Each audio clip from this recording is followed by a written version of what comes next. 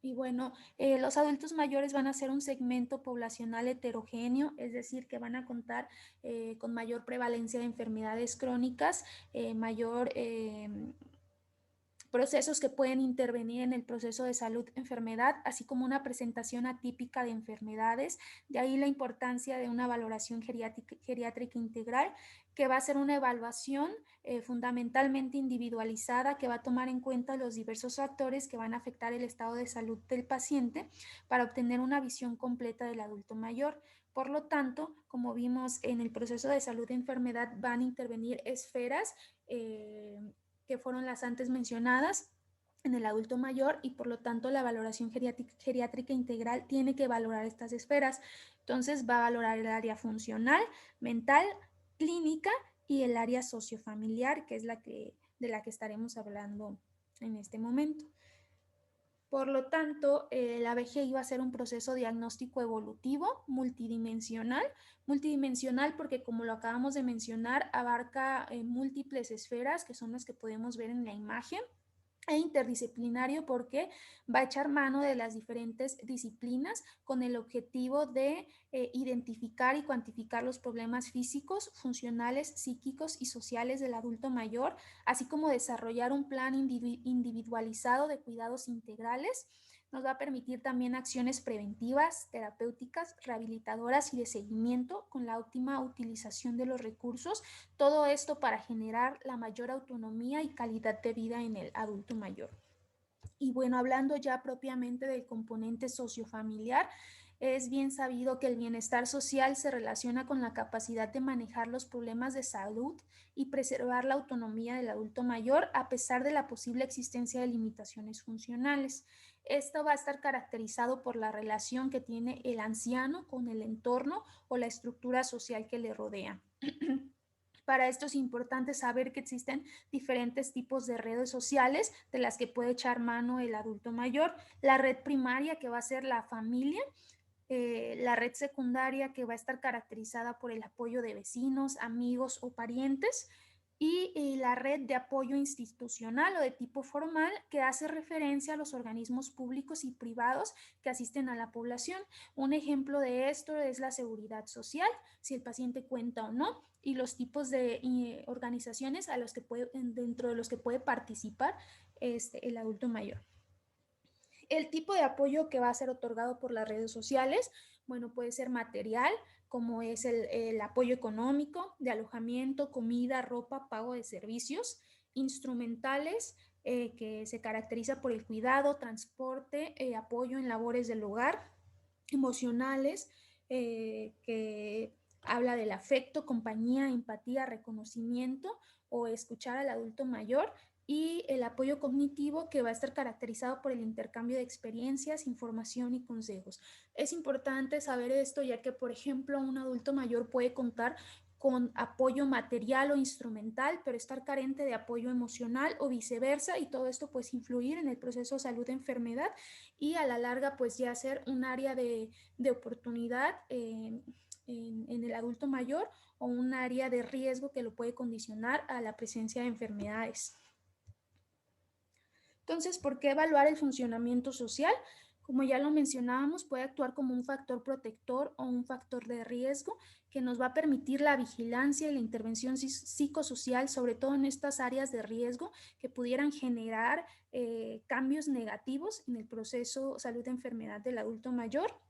También nos va a permitir identificar situaciones socioeconómicas y ambientales que van a ser capaces de condicionar la evolución clínica o funcional del paciente, y nos permite planificar la adecuada utilización de los recursos sociales con los que cuenta el paciente, mejorando o manteniendo la calidad de vida del adulto mayor.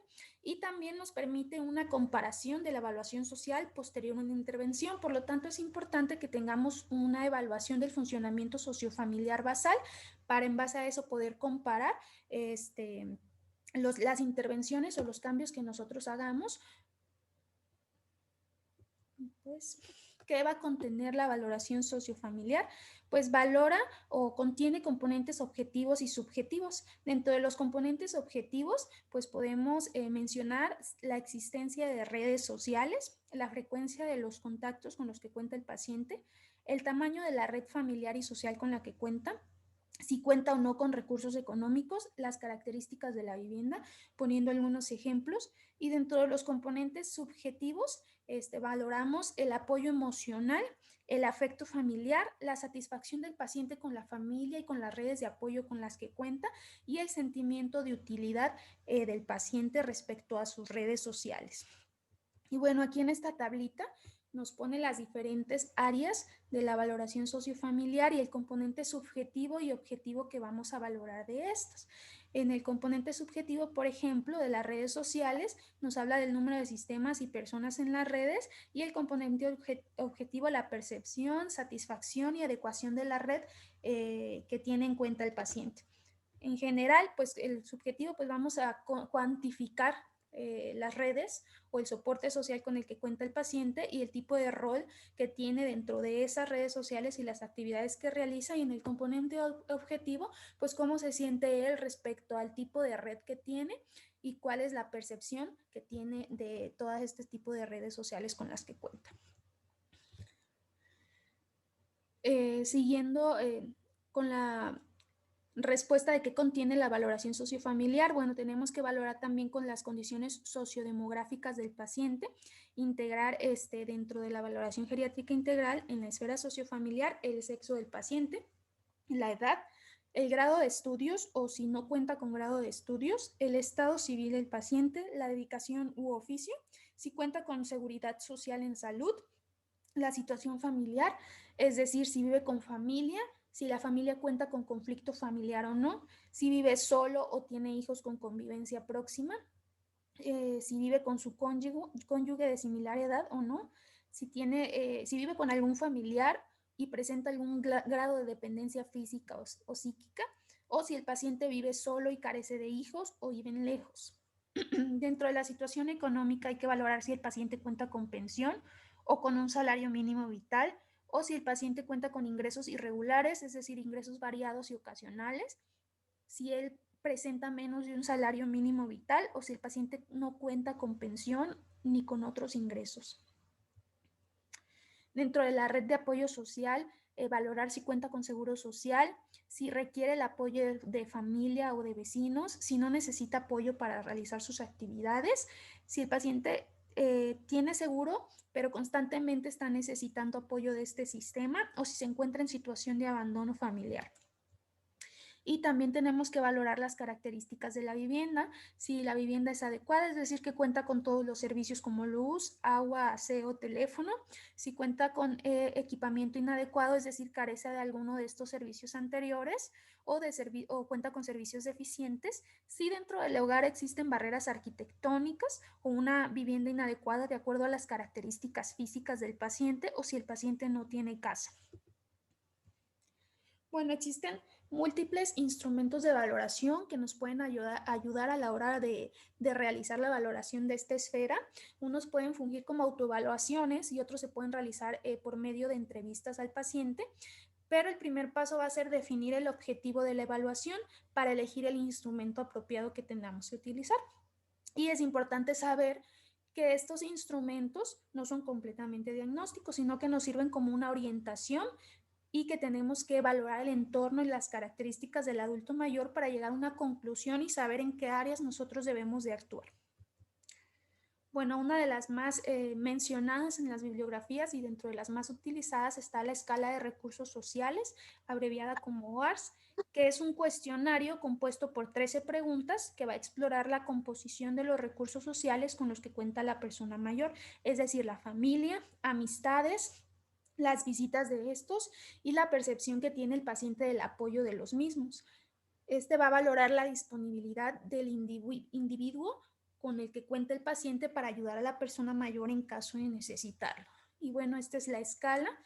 Dentro de la pregunta número 1, valora si el paciente, cuál es el estado civil del paciente, si vive con esposo o no, o con quién vive en caso de que no viva con el cónyuge, y también valora con cuántas personas además del cónyuge vive el paciente. La pregunta número 5 nos hace referencia a que en el último año cuántas veces visitó a su familia, amigos durante los fines de semana o las vacaciones, y a cuántas personas conoce lo suficientemente bien como para visitarlos en casa. La número 7 habla de que en la última semana cuántas veces habló por teléfono con amigos, familiares u otros, ya sea porque le llamaran o él los llamara. La número 8 interroga sobre la última semana si pasó algún tiempo con alguien que no vive con él, ya sea porque lo visitaron o él los visitó. La número 9 pregunta sobre si el paciente tiene a alguien en quien confiar. La número 10 es si el paciente se encuentra solo o se siente en soledad a menudo. La número 11 si ve a sus familiares constantemente o amigos, o si se siente triste porque los ve poco. Y la número 12 habla si el paciente necesitara ayuda por encontrarse enfermo o incapacitado, si tendría quien le prestase esa ayuda, por ejemplo, un esposo, un miembro de la familia, un amigo, y si esa persona cuidaría de él y quién sería esa persona. Y por último, cómo considera la convivencia y el apoyo de familiares y amigos. Para evaluar esta escala, de acuerdo a las respuestas del paciente, vamos a calificar o lo vamos a englobar en 6 grupos, perdón.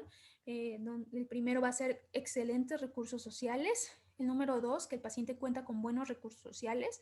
El número 3, que el paciente cuenta con recursos sociales ligeramente deteriorados. El 4, moderadamente deteriorados. El número 5, bastante deteriorados. Y el número 6, recursos sociales totalmente deteriorados.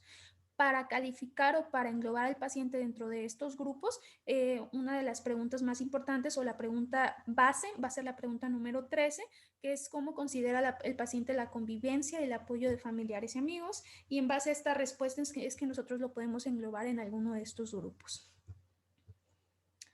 Bueno, pasando a otro instrumento, está el inventario de recursos sociales en personas mayores de Díaz-Veiga, que va a explorar aspectos estructurales de las redes sociales, es decir, el tamaño y la frecuencia de los contactos del paciente, aspectos funcionales como el apoyo emocional e instrumental y la satisfacción subjetiva de las relaciones con las que cuenta el paciente.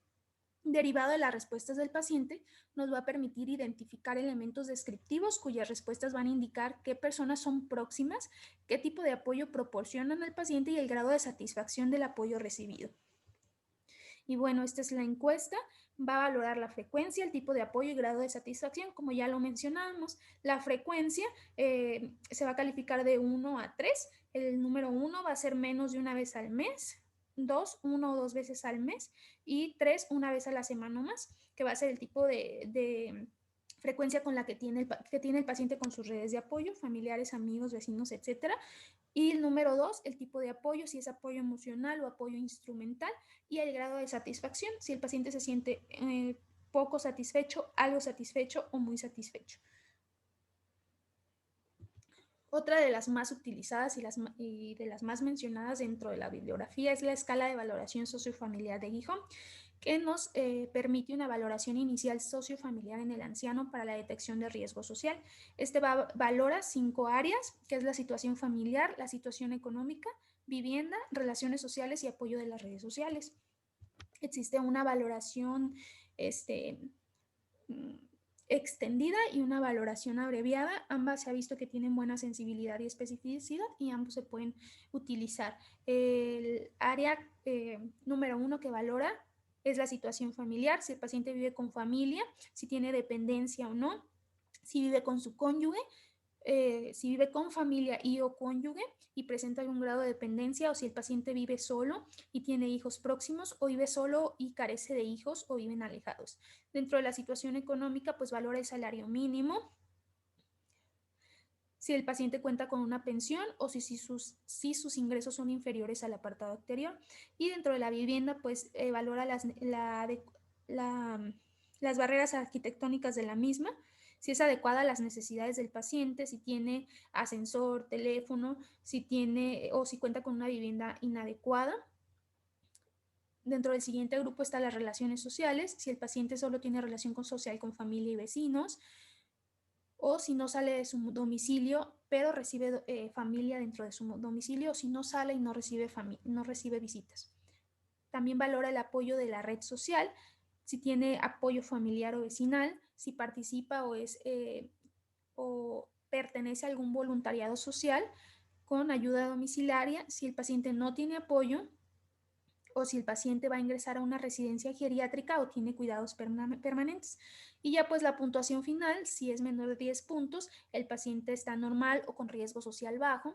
Si tiene de 10 a 16 puntos, el riesgo social sería intermedio, y si es mayor a 17 puntos, existe un riesgo social elevado. Entonces es un área roja en la que tendríamos que intervenir de alguna manera o solicitar apoyo de trabajo social, porque como ya dijimos, la valoración sociofamiliar pues va a ser multidisciplinaria, y pues tendríamos que estar tomando en cuenta este aspecto, sobre todo en estos pacientes que tienen riesgo social intermedio o en aquellos con riesgo social elevado. Otra de las escalas es la escala de Filadelfia. Es la escala moral del Centro Geriátrico de Filadelfia, que va a medir el grado subjetivo de satisfacción o bienestar del anciano con su situación actual en 3 sentidos: la actitud hacia el propio envejecimiento, la insatisfacción con la soledad y si existe presencia de ansiedad o inquietud. Va a constar de 17 preguntas. Esta se va a calificar de acuerdo a la suma de las puntuaciones por respuesta. Si existe satisfacción o bienestar, se le va a dar 1 punto, o si es negativo, 0 puntos, y va a permitir clasificar a las personas en 3 categorías según su grado de bienestar: si tiene bienestar alto, mediano o bajo. Y bueno, esta es la escala, y como decíamos, consta de 17 preguntas y se va a ir sumando. Como ya dijimos, sí va a valer 1 punto y no va a valer 0 puntos. También el APGAR familiar, que es una de las que se utilizan dentro del hospital, que es un instrumento que muestra cómo perciben los adultos mayores el nivel de funcionamiento de la unidad familiar de forma global. La gradación va a ser 0 cuando el paciente responda nunca, 1 si el paciente responde casi nunca, 2 algunas veces, o 3 casi siempre, y 4 puntos si el paciente responde siempre. Y el puntaje va a ser normal de 20 a 18 puntos, disfunción leve familiar de 13 a 17 puntos, disfunción moderada de 12 a 10 puntos y disfunción severa cuando el paciente cuenta con menos o igual a 9 puntos. La escala de Duke, que es una evaluación cuantitativa del apoyo social percibido en relación a 2 aspectos: personas con las que el paciente se puede comunicar sentimientos íntimos, y personas que expresan sentimientos positivos de empatía. Está indicada en el cuidador. Esta es a diferencia de las otras, esta se realiza en el cuidador si no existe ningún apoyo en la red sociofamiliar, y recoge valores referidos al apoyo confidencial, al apoyo efectivo, y cada aspecto se evalúa mediante una escala con 5 opciones.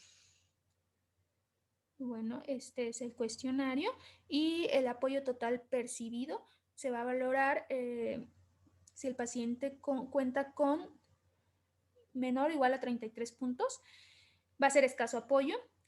Menor o igual a 15 puntos, escaso apoyo en el área afectiva, y menor o igual a 18 puntos, escaso apoyo en el área confidencial.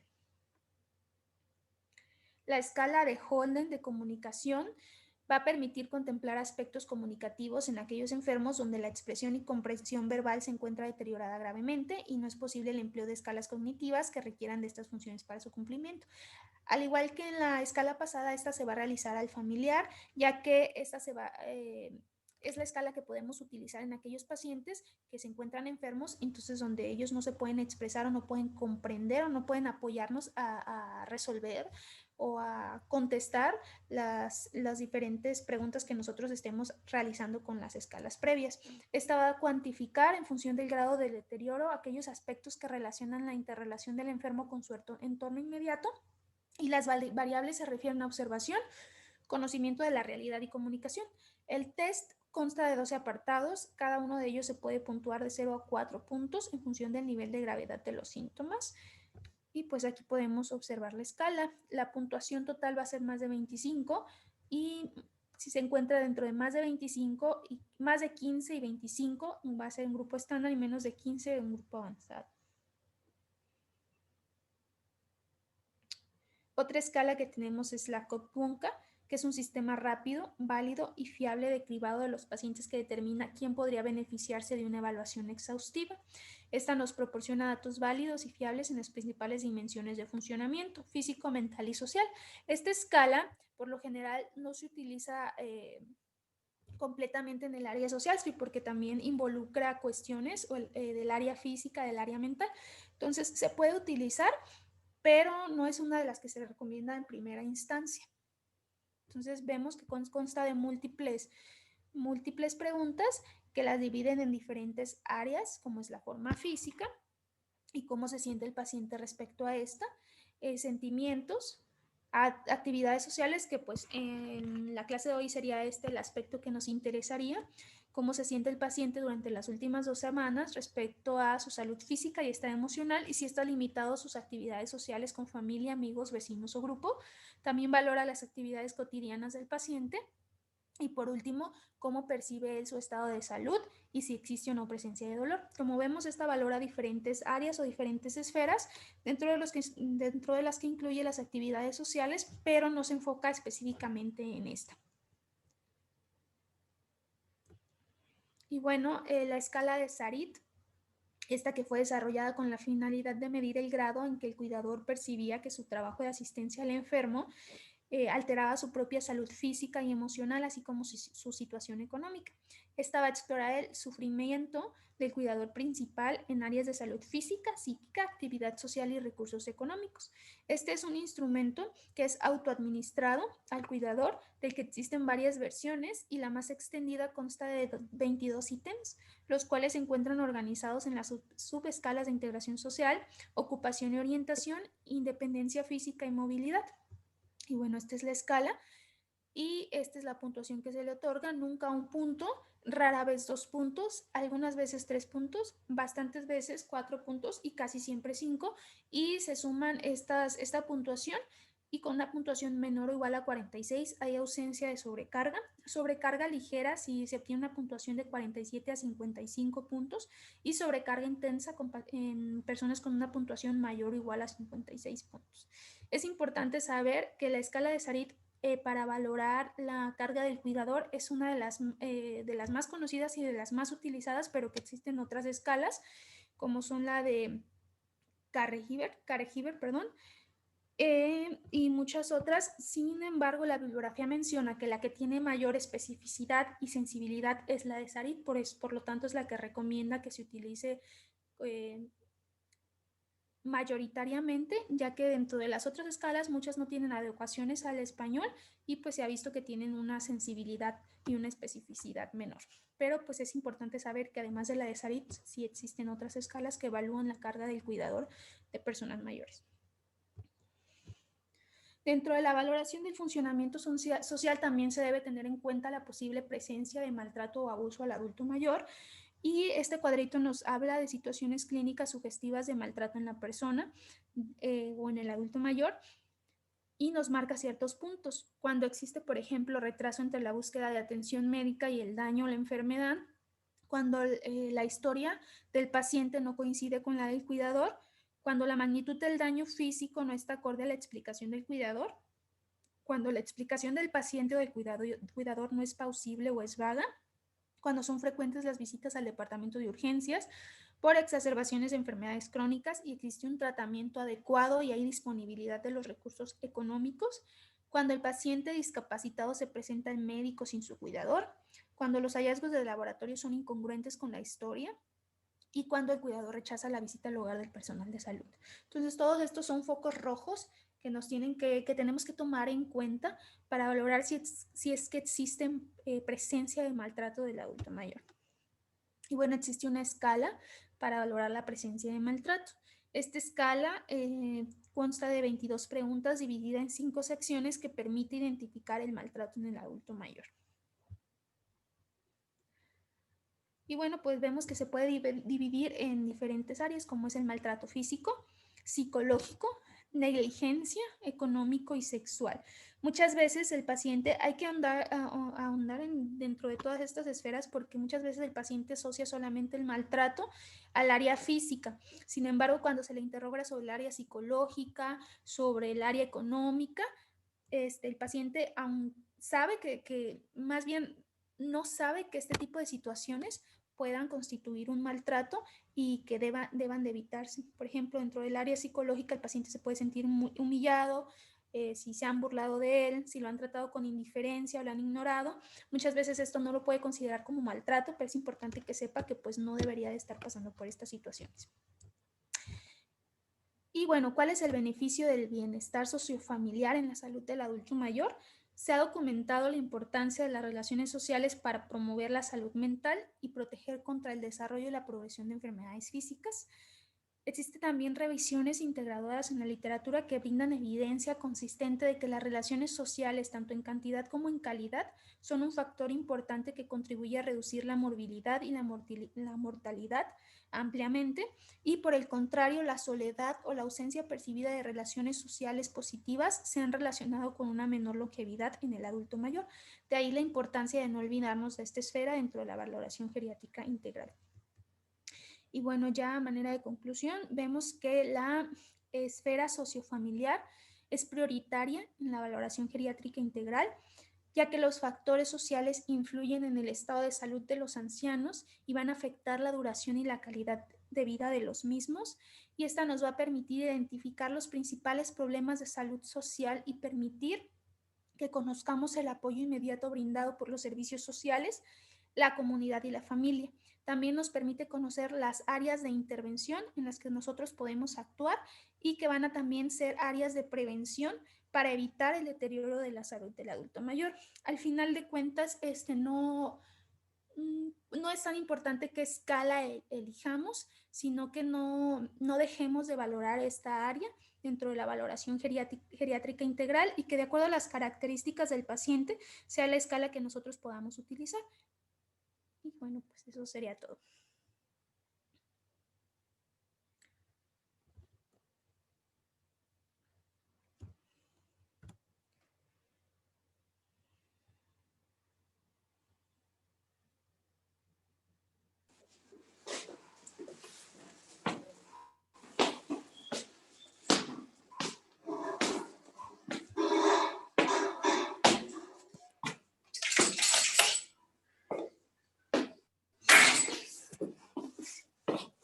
Gracias.